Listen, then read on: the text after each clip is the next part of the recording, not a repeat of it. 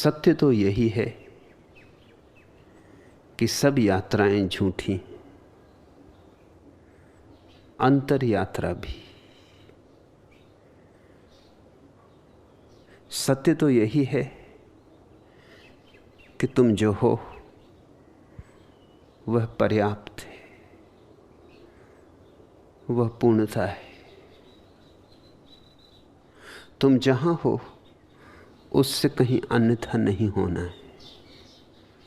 जैसे हो वैसे ही होने में निर्वाण है। लेकिन इस सत्य को अंगीकार करना निश्चित ही कठिन ही नहीं, जैसा तुम कहते हो असंभव ही है। क्योंकि हमारी सारी शिक्षा दीक्षा यात्राओं के लिए, हमारी सारी शिक्षा दीक्षा का आधार है आकांक्षा, अभिप्सा, कुछ पाने की दौड़। फिर पाने की दौड़ धन की हो या ध्यान की, भेद नहीं पड़ता। फिर पाने की दौड़ पद की हो या परमात्मा की, भेद नहीं पड़ता। हमारे मन को अड़चन नहीं आती। मन कहता है कोई फिक्र नहीं, पद नहीं पाना है, परमात्मा तो पाना है। पाने की भाषा कायम रखो और मन राजी है। पाने की भाषा मन को जचती, क्योंकि मन पाने की भाषा के सहारे ही जीता है। मन यानी भविष्य। पाने की आकांक्षा तो भविष्य में ही पूरी हो सकती है, अभी और यहीं तो नहीं। अभी और यहीं तो मन के लिए कोई अवकाश ही नहीं बचता। मन को गति करने के लिए स्थान नहीं बचता। मन को चाहिए थोड़ी जगह, आपाधापी करे, भागे दौड़े, तो मन राजी है। लौकिक लक्ष्य हो तो, अलौकिक लक्ष्य हो तो मन राजी है। तुम कुछ पाने के लिए दौड़ते रहो। मन इस तक के लिए राजी है कि तुम अमन की साधना करो, मन से मुक्त होने की साधना करो। मन इसके लिए भी राजी। मन कहता है कुछ करो, कुछ किए चलो, क्योंकि मन जानता है तुम कुछ भी करोगे तो मन बचेगा। करने में मन का बचाव है, सुरक्षा है। करने में मन का पोषण है। इसलिए मैं भी, तुम जब शुरू मेरे पास आते हो तो अनिवार्य रूपेण मुझे तुम्हारी भाषा बोलनी पड़ती। तुमसे मैं कहता हूं पाना है परमात्मा, पाना है आनंद, पाना है मोक्ष निर्वाण। मगर सच पूछो तो वह केवल तुम्हें टिकाए रखने का उपाय है। वह ऐसा है जैसे कांटे पर आटा लगा देते मछली को पकड़ रखने को। मछली कांटा तो न ले लेगी, आटे को ले जाएगी। आटे के साथ कांटा भी भीतर पहुंच जाएगा, और कांटा भीतर पहुंच गया तो मछली फंसी। तुम्हारे मन को जरूरत है आटे की, तो सच्चिदानंद की बात करनी होती, परम निर्वाण की बात करनी होती, उस अलौकिक महासुख की जो तुम्हारी प्रतीक्षा कर रहा है, उस सत्य की जो बहुत दूर है चांद तारों की भांति, और तुम्हारा मन राजी हो जाता है। तुम्हारा मन कहता है चलेंगे, इस यात्रा को करेंगे। तुम्हारा मन इस चुनौती को स्वीकार कर लेता है। वस्तुतः धन पाने वाला, पद पाने वाला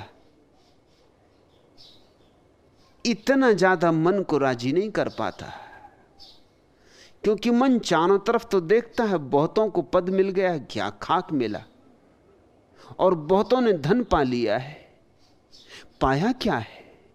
आखिर मन अंधा तो नहीं है, चारों तरफ लोगों के जीवन को देखता तो है। इसलिए जब तुम कहते हो धन पाना है, तो मन को वैसी चुनौती नहीं मिलती, क्योंकि चारों तरफ जिनके पास धन है उनको देख के ही मन स्वयं ही अधमरी हालत में हो जाता है, पाके भी क्या करेंगे। लेकिन जब तुम कहते हो ध्यान पाना है, तो मन खड़ा हो जाता है, मन में बल आ जाता है, मन में फिर एक ज्योति जगमगा उठती, मन फिर एक अभियान से भर जाता है। मन कहता है हां, अब कुछ करने जैसी बात मिली, कोई साधारण बात भी नहीं, मैं कोई साधारण आदमी थोड़ी हूं, असाधारण हूं, मैं कोई सांसारिक थोड़ी हूं, धार्मिक हूं। ये सांसारिक लोग तो क्षुद्र चीजों में उलझे हुए हैं, ये क्षुद्र चीजें तो मृत्यु इनसे छीन लेगी। मैं तो पाऊंगा विराट को, मैं तो पाऊंगा शाश्वत को, सनातन को, जिसे मृत्यु भी न छीन पाएगी। गौर से देखना, ये लोभ का बड़ा रूप है, बड़ा सूक्ष्म। तुम्हारे साधु सन्यासी तुम्हें समझाते कि क्या उलझे हो क्षुद्र में, अरे शाश्वत को खोजो, जिसको न चोर चोरा सकते, न डांको लूट सकते, न मृत्यु छीन सकती, आग जिसे जलाती नहीं, ना हम दहति पावका, शस्त्र जिसे छेद नहीं सकते, नैनम छिदंती शस्त्राणी, कुछ ऐसा खोजो। और तुम सोचते हो कि बड़े अध्यात्म की बात हो रही, और मन तत्पर हो जाता है, मन इस चुनौती को स्वीकार कर लेता है। जितना ऊंचा शिखर हो, मन को उतना ही आकर्षक लगता है, जितना दूर का हो उतना आकर्षक लगता है, क्योंकि काश पहुंच पाऊं तो मैं अद्वितीय हो जाऊंगा। क्या मजा है धन पा लेने में, मजा है तो बुद्ध होने में, क्या मजा है पद पा लेने में, मजा है तो जिन होने में, क्या मजा है कि चार लोगों ने तुम्हें जाना और फिर मौत आई और सब यूं मिट गया जैसे पानी पे खींची लकीरें मिट जाती।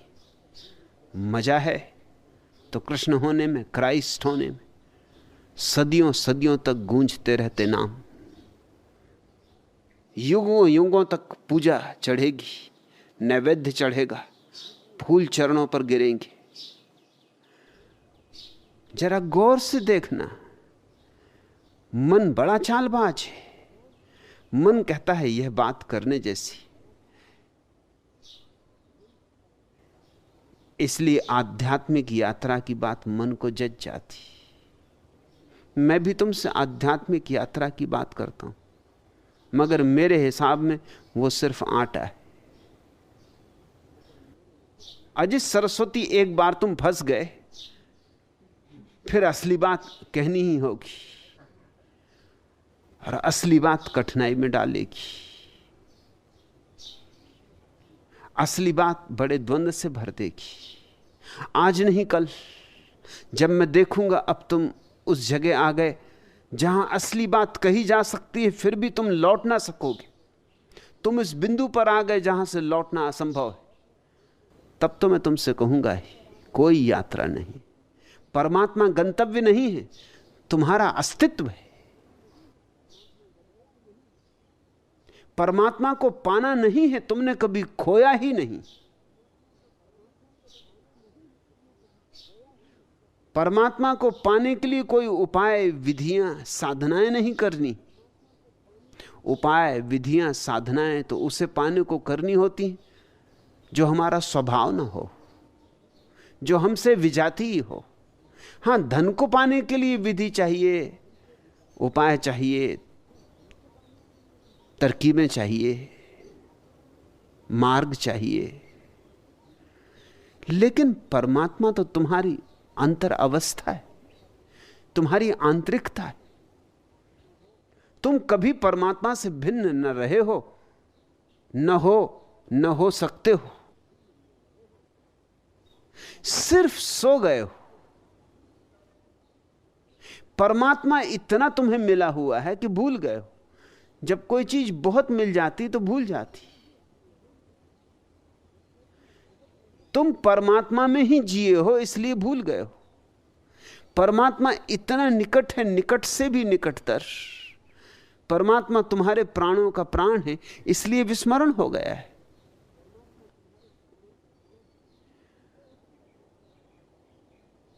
परमात्मा को इसलिए नहीं भूल गए हो कि परमात्मा बहुत दूर है। परमात्मा को इसलिए भूल गए हो क्योंकि परमात्मा दूर नहीं। दूर के तारे तो दिखाई पड़ते रहते।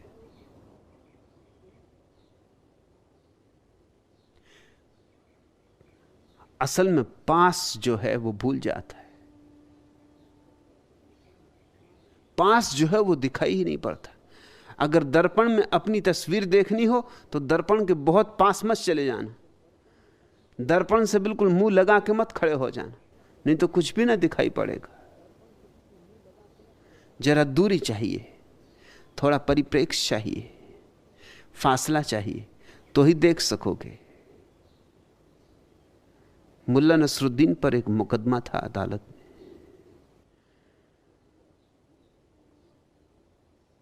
उससे पूछा गया कि यह हत्या हुई, उस समय तुम कितनी दूर थे? उसने कहा 17 फीट 9.5 इंच।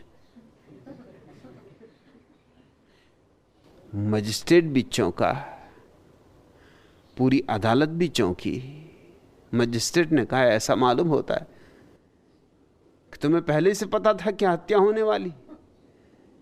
क्या नाप के खड़े हुए थे? जिंदगी हो गई मुझे अदालत चलाते, ऐसा कोई उत्तर देने वाला नहीं मिला कि 9.5 इंच। इंच इंच का हिसाब रखो। और अंधेरी रात थी और वहां कोई ज्योति भी नहीं थी, कोई लालटेन भी नहीं थी।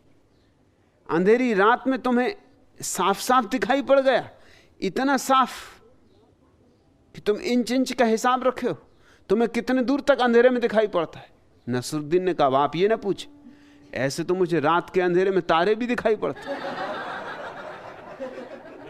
दूरी की तो आप पूछे ही मत। अमावस की रात में भी मुझे तारे दिखाई पड़ते।